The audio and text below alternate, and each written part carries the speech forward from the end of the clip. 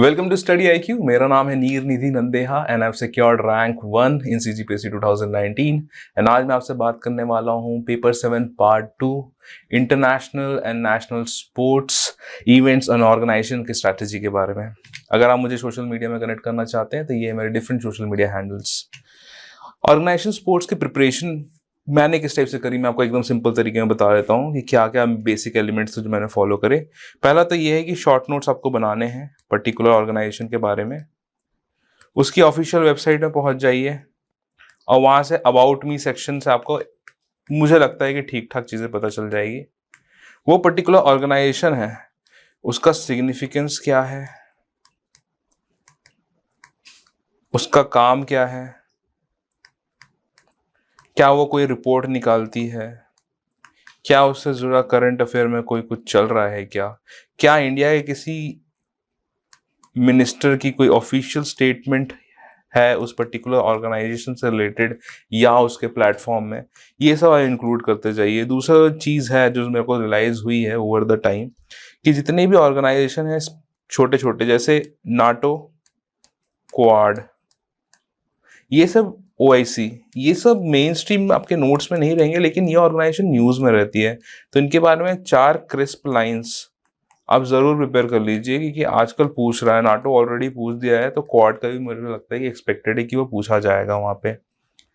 जो main focus रहता है इस पेपर में 2 चीज़ों में रहता है मेरे हिसाब से। एक होता है UN में फोकस, सेकेंड रहता है स्पोर्ट्स पे फोकस।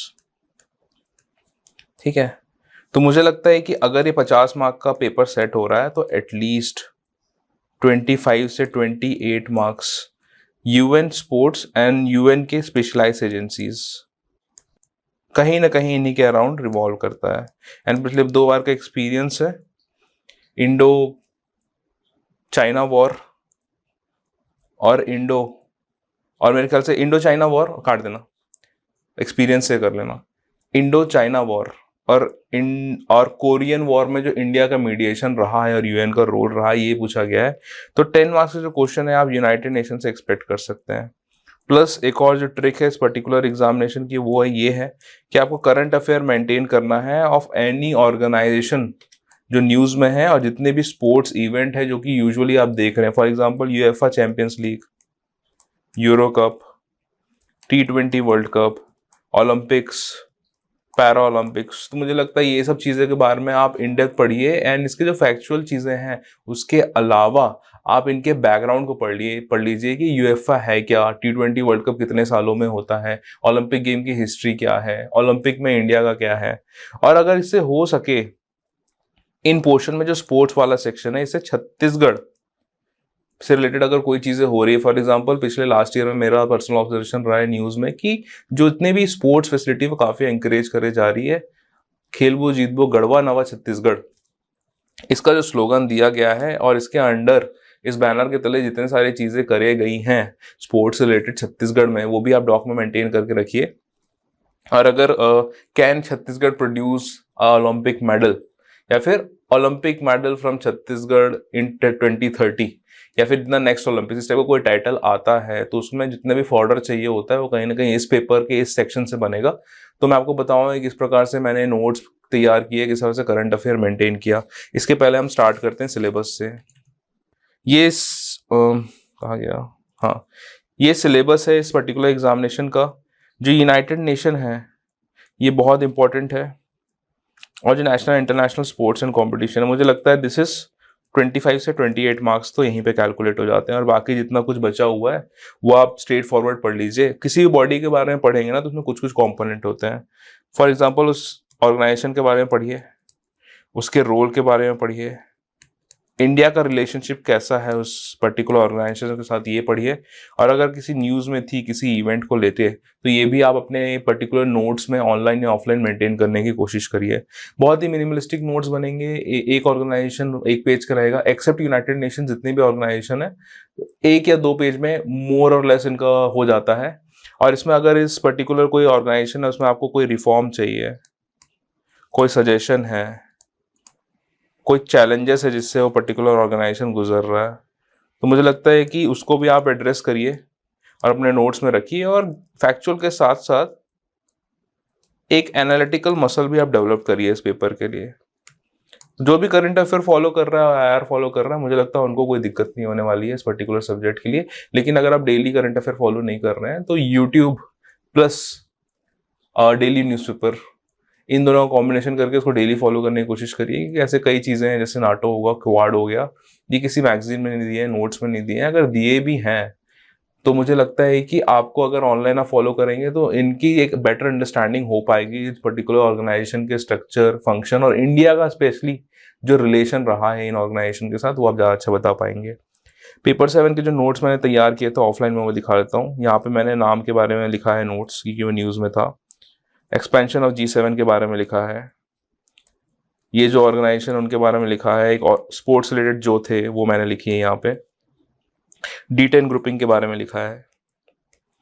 ये जितने भी कंट्रीब्यूशन करे हैं इंटरनेशनल ऑर्गेनाइजेशन ने कोविड के दौरान, हमारी डिफरेंट असिस्टेंस जो करी है, वो मैंने भी लिखी हुई है। तो ये आप देख लीजिए किस प्रकार से मैंने जमा के लिखा है। यूएनएससी वाला जो पार्ट है वो लिखा हुआ है। ईयू के बारे में है, एशियान, मिल्खा सिंह जी की डेथ हुई थी तो उसके बारे में लिखा है। कोपा अमेरिका चल रहा था, इसमें अर्जेंटीना जीती थी, वो लिखा है। Israel, Palestine, Armenia, Tokyo. उसी तरीके से ये नोट्स मैंने प्रिपेयर किए हैं। साथ ही साथ मैं आपको बताऊं, मैंने ऑनलाइन भी मेंटेन किए हैं अपने नोट्स इस पर्टिकुलर सेक्शन के, देख सकते हैं पार्ट 2 का, इसको आराम से पढ़िए। ओलंपिक्स काफ़ी न्यूज़ में था, तो ओलंपिक्स के मैंने काफ़ी ज़्यादा कंटेंट तैयार करके रखा है। तो इससे आप देख सकते हैं, अगर इससे ऐसे पूछ देना तो मैं वहाँ पे लिख जाऊंगा। तो इतना ही फॉर्डर आपके पास भी होना चाहिए, इतना करंट अफेयर का मसाला आपके पास होना चाहिए, जिसके कारण आप अच्छे से मोल्ड कर पाए पर्टिकुलर आंसर्स को। UNSC, WTO, ICAR, United nation, SCO, WHO, UGC, Milkha Singh, G7, non align movement, इनके बारे में मैंने सब कुछ लिख के रखा है। आप देख सकते हैं किस प्रकार से मैंने यहाँ पे प्लानिंग करी है। तो सिमिलर प्लानिंग आप भी कर सकते हैं और बहुत कन्वीनियंट हो जाता है एंड टाइम पे रिवाइज करने के लिए। अब इसकी जो आंसर राइटिंग वो हम लोग देख लेते हैं किस टाइप से मैंने करी है। क्वाड का कमेंट मांगा है, वो लिख दिया है। फाउंडिंग मेंबर्स ऑफ एशियान लिख दिया है। मिल्खा सिंह जी के बारे में पूछा था, वो लिखा है मैंने। UN सेक्रेटेरिएट, मुझे अंडरलाइन करना चाहिए था। Executive arm, day to day function, officials, UN secretary general, struggling with funds, ये सब चीज़ें मेरे को लिखना चाहिए था क्योंकि ये न्यूज़ में था, तो मैंने करंट अफेयर ऐड किया है। यूरो कप काफ़ी हैविली फॉलो करते हैं एट टाइम्स, वो लिखा हुआ है। लिमिट्स ऑफ सिक्योरिटी काउंसिल बात की है, ये तो मैंने काफ़ी अच्छे से बताया है इसको यहाँ पे। पर्पस और फंक्शन जो कीवर्ड है वो मैंने यहाँ पे डालने की कोशिश करी है और इस टाइप से डील करने की कोशिश करी है। रेलेवेंस ऑफ बिम्स्टेक, तो मैंने बहुत सारी चीज़ें, एक डायमेंशन डाले हैं, जोग्राफिकल डाल दिया है, इकोनॉमिक, डिप्लोमेटिक डाल दिया है। यूनिसेफ के वर्क और growing relationship between UNICEF and India के बारे में है, तो यूनिसेफ के बारे में लिखा है, उसके वर्क के बारे में लिखा है, यूनिसेफ एंड इंडिया। जो भी कीवर्ड है ना, उसको तोड़ तोड़ के यहाँ पे जोड़ते जाइए और उसके सामने आपको जो लिखना है वो लिखिए। इससे क्या होता है, क्लैरिटी आती है कि आप डील कर रहे हैं क्वेश्चन के डिफरेंट पार्ट्स से। Similarly describe the various games that took place in 2021, तो देखिए मैंने 10 लाइन है तो 10 पॉइंट बता दिए। Football, cricket, basketball, UFC, F1 race, chess, boxing, Olympics, tennis, golf, ये सब चीज़ बता दिए। तो मेरे हिसाब से आपको भी यही करना चाहिए। Work of WHO and its impact on India, ये पूछा गया था तो मेरे को उतना ज़्यादा क्लियर नहीं था, तो मैंने क्या किया, give arguments in favour and against India's permanent membership in security council. ठीक है, तो फेवर में मैंने यहाँ पे डाल दिया है, जितने भी स्टेटमेंट्स थे अगेंस्ट में डाल दिए हैं। तो आप देख सकते हैं काफ़ी एफिशिएंट आंसर राइटिंग है। ज़्यादा इंट्रोडक्शन और कंक्लूजन का मैंने यूज़ नहीं किया है और जो भी चीज़ पूछा है इसने वो मैंने डील कर दिया है। दैट्स इट, जो भी पूछ रहा है वो मैं डील कर दे रहा हूँ और मुझे लगता है यही स्मार्ट अप्रोच है चीज़ों का अप्रोच करने का। देखिए यहाँ पे मैंने कंक्लूजन देख लिया है। अब इसमें मैंने देख दिया है, देखिए कोविड का यूज़ कर दिया। जैसे जिस प्रकार से आप देख रहे हैं, मैं करंट अफेयर बहुत ट्राई करता हूँ कि मैं फर्स्ट लाइन में बिछा दूँ और लास्ट लाइन में बिछा दूँ। तो ये जो पर्टिकुलर टैक्टिक है, मुझे लगता है कि हर पेपर में इक्वली इफेक्टिव है, specially when it comes to paper 7 जो कि बहुत ज़्यादा करंट अफेयर ड्रिवन है। और यहाँ पे आप छोटी छोटी चीज़ों का ध्यान रखेंगे तो आपको अच्छे मार्क्स मिल जाएंगे। क्वेश्चंस देखते हैं किस प्रकार से आए हुए हैं। लैंग्वेजेस पूछा है, काफ़ी ऑब्जेक्टिव है, इसको आप कर सकते हैं। Main reason for Indo China war बोला है, ये इतना क्लियर नहीं था मुझे, लेकिन आपको मैनेज करना पड़ेगा यहाँ पे। US ओपन गेम टेनिस, इसके बारे में पूछा है, तो इसमें मेरे को एक करंट अफेयर ये याद था कि नोवाक जोकोविच, जो कि द जोकर बोलते हैं जिनको, वो उन्हें डिस्क्वालीफाई किया गया था इस पर्टिकुलर टूर्नामेंट से क्योंकि वो कोई रैकेट बॉल हिट कर रहे थे, तो जो लाइन वुमेन खड़ी थी उनको लग गया था, तो एक इश्यू हो गया था। तो मेरे ख्याल से वो डिस्क्वालिफिकेशन के कारण जोकोविच बहुत अच्छे फॉर्म में चल रहे थे, लेकिन उसके कारण वो compete नहीं कर पाए थे। तो ये मैंने ऐड किया था पर्टिकुलर सब्जेक्ट में। Contribution of Sunil Gavaskar to team India पूछा गया है, तो इससे आपको समझ में आ गया है क्रिकेट पर्सनालिटी पूछ गई है। तो अब नेक्स्ट जो एग्जामिनेशन है, मैं सचिन तेंदुलकर के बारे में पूछा गया था, द ग्रेटेस्ट बैट्समैन एवर, उनके बारे में पूछा गया था। तो आप इससे एक एनालॉजी लगा सकते थे कि अब आज नहीं तो कल एक बहुत पॉपुलर क्रिकेट प्लेयर आने वाला है। अब हो सकता है कि महेंद्र सिंह धोनी जी के बारे में भी आ जाए आने वाले पर्टिकुलर मेंस 2022 में। Describe the economic and social council of United nation. तो जैसे आप मैंने आपको करंट अफेयर वाले जो मेरे हैंड रिटन नोट्स थे उसमें मैंने इकोसॉक के बारे में कुछ करंट अफेयर था, तो यहाँ से मैं इसको डिस्क्राइब कर सकता हूँ।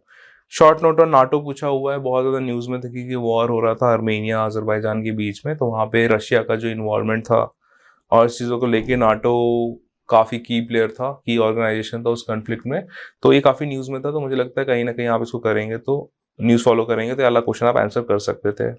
आंसर राइटिंग फॉर्मेट वही रहेगा जैसे मैंने बाकी जीएस पेपर में एक्सप्लेन किया है, नथिंग टू फैंसी, वही stick to the basic, symmetry बनाइए, कंटेंट दीजिए, स्टार्ट करिए करंट अफेयर से, try to finish with current affairs and things will happen. UEFA champions league के बारे में पूछा है, लड़के यूजुअली आंसर कर दिए होंगे, लड़कियों को थोड़ी सी तकलीफ हुई होगी। मैं तो ये रिकमेंड करूंगा सबको कि सीजीपीएससी में जितना आप मल्टी डायमेंशनल हो सकते हैं, जितने डिफरेंट डिफरेंट चीज़ों का ज्ञान आपको पास है, वो कहीं ना कहीं मैटर कर जाता है। एंड मेक श्योर कि आप ये सब जो चीज़ें हैं जो आजू बाजू चल रही है उनको फॉलो करिए at least. Dispute related to South China Sea पूछा हुआ था, तो इसका मैंने मैप बना दिया था साइड में और एक्सप्लेन कर दिया था कि कैसे कैसे इंडिया के स्टेक्स, इंडिया और जो neighbouring south east Asian countries हैं उनके साथ क्या क्या डिस्प्यूट चल रहा है वो मैंने लिखा हुआ था। Limitation of international court of justice पूछा हुआ है, तो मुझे लगता है कि ये बहुत सारे लिमिटेशंस हैं उनकी। For example one of the major limitation ये है कि इनके कोई भी डिसीजन बाइंडिंग नहीं होते हैं कंट्रीज पे। तो ये छोटे छोटे पॉइंट्स जो मैंने लिखा था। साथ ही अगर देखा जाए यहाँ पे तो पूछा गया है सार्क के एक्टिविटीज़ के बारे में and sports event organise during कोविड-19 पेंडेमिक क्राइसिस। तो जिस प्रकार से मैंने आंसर किया था अपने मॉडल आंसर्स में आपने देखा होगा, तो मोर और लेस वही आंसर मैंने यहाँ पे भी लिखा था। तो things went pretty good for me here. Role of United Nations in Indo China war पूछा गया था, ये मुझे उतने अच्छे से नहीं बनता था तो बट मैंने डील करने की कोशिश करी है। जो सेकंड क्वेश्चन है बहुत ज़्यादा स्पेसिफिक क्वेश्चन था, डब्ल्यूएचओ का R&D ब्लूप्रिंट पूछ रहा है कोविड-19 पैंडेमिक का, तो ये तो मुझे नहीं आता था, तो ये तो मैं नहीं अटेम्प्ट करने वाला हूँ। तो इंडो चाइना वॉर जो है वो मेरे को अटेम्प्ट करना चाहिए था। अब इंडो चाइना का अब इससे आपको रियलाइज होता है करंट अफेयर का इंपॉर्टेंस। अगर इंडो चाइना का गलवान वैली में कोई कन्फ्लिक्ट चल रहा है तो it is very necessary current affair के साथ you have understanding of its history. Indo China के बीच में कौन से पहले कन्फ्लिक्ट हो चुका है, अगर किसी ने थोड़ा बहुत भी इधर उधर पढ़ लिया होगा, कोई यूट्यूब चैनल या स्टडी आईक्यू में कोई वीडियो देख लिया होगा, तो मुझे लगता है आंसर्स, ये क्वेश्चन बहुत अच्छे से आंसर किया जा सकता था। मुझसे नहीं हुआ उस टाइम पे, बट कोई बात नहीं, आप यार गलती मत करिएगा and try to understand a little background about each event, specially अगर वो बहुत हफ्तों से फ्रंट पेज में आ रहा है तो। आई होप कि ये जितना भी मैंने स्ट्रैटेजीज बताई है पेपर 7 पार्ट 2 के लिए, they must have been very helpful to you. Keep working hard, all the best, and thank you for watching my video.